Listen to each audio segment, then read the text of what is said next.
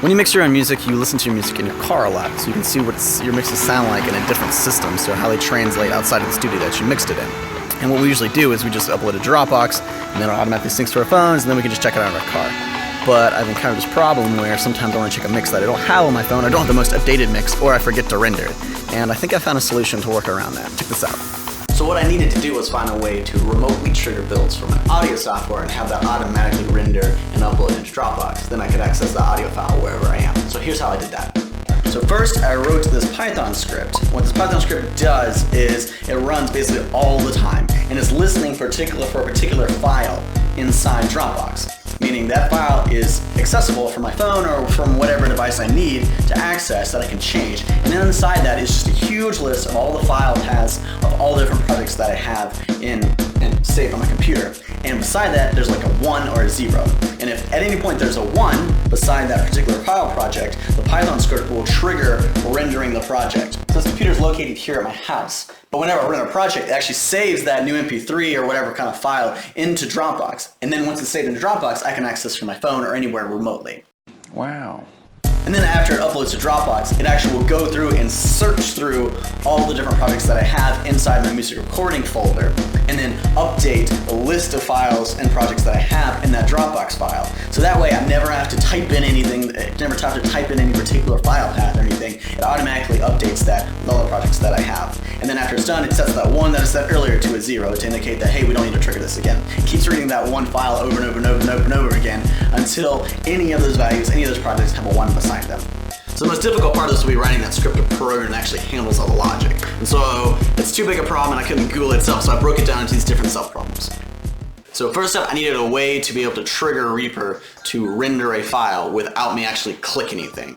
So it's actually really easy. Reaper has a command line interface, and all you have to do is really send this command. If you have the file path of the project that you want, it's super easy. Just send this, boom, it's done. And it will use the render settings that you had for it last. So as long as the last time you saved it or rendered it, the Dropbox folder, then we're golden. The second thing I needed to do was be able to get a list of all the file paths and projects that I had saved on my computer, so basically I can pick from them and be able to save that. And then after that, I need a way to write this list of project files into a CSV format with both the path and then write the status. Like I said before, it's either 1 or 0. If it's 0, just leave it alone. If it's 1, hey, we need to render that. And then after we're done rendering, I set that to a 0.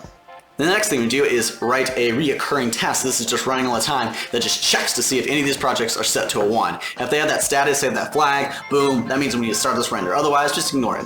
And then finally, I need to write some sort of logic that will refresh this list periodically or at some increment so I have the most recent projects up top. Meaning if I make a new project and save it, I need that to be popping up at the top of this list. So I need a way to trigger and know when to refresh the list of the last modified.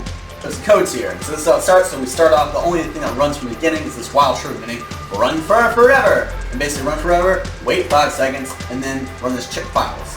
So what check files does, it opens that CSV that I was talking about. So that CSV is just a file stored inside Dropbox.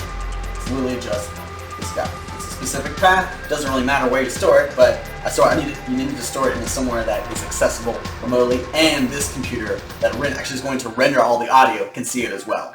And notice that it's full of a bunch of paths with a comma and then a status, which all these should be 0 because it doesn't need to do anything. And so what this check file list does, it just runs through the entire thing, and if at any point, like it sees a 1, it's going to run this check output, which basically means is run this, which basically just means run the command to Reaper to say, hey, trigger a build and a render for this particular row. And if any point a render took place, what we're going to do is it's going to keep running, it's going to finish all the renders it needs to do, and then it's going to run into this update file list. And so this file list, basically, long story short, just goes through the entire music recording folder that I have and looks for any files that end with RPP, as we said before. That's those Reaper project files, and then finds their date and time so we can sort them by the last modified. After we get the list of sorted files, we're going to erase all the ones that are in the current list and then repopulate it. So that way we always have the most up-to-date ordered list of projects. And so I wanted to make this as easy to use as possible, because that's the whole point. I'm supposed to save time with this. So we just run this file here. Boom, it just sits there and waits. So all we need to do now is hop onto our phones and find that file. So See here, boom. It's just a text file, so let's set one of these to 1. Save it. And then just trigger this in 5 seconds once this figures it out. Boom! So we'll open up that project, and now we'll render it, and we'll use the last rendered settings, whatever they were, but the last rendered settings on this project will save this into Dropbox, which is exactly what I want. So whenever this is done, I can just pull this up on my phone, and I have the newest version of this file. And then after that's done, it'll set the flag on this to 0, get a refresh list of all the projects, and we're good to go. And I can do this from anywhere, and I can do this completely remotely. It's great. It saves me a bunch of times, and it really wasn't that hard to write either. So I'm going to upload this code to GitHub so you guys can see anything, and it doesn't require any like web services, doesn't require anything. Because I thought about creating a some sort of website or something where I had like a prettier UI, but the advantage of this is it's super portable. It doesn't really require anything other than just this little Python script and a Dropbox. You could even use a sync or Box or basically anything that has a shared folder. It's not tied to Dropbox at all. So if you got any questions, I'm really excited about this. Please let me know, and I'll do my best. Thanks.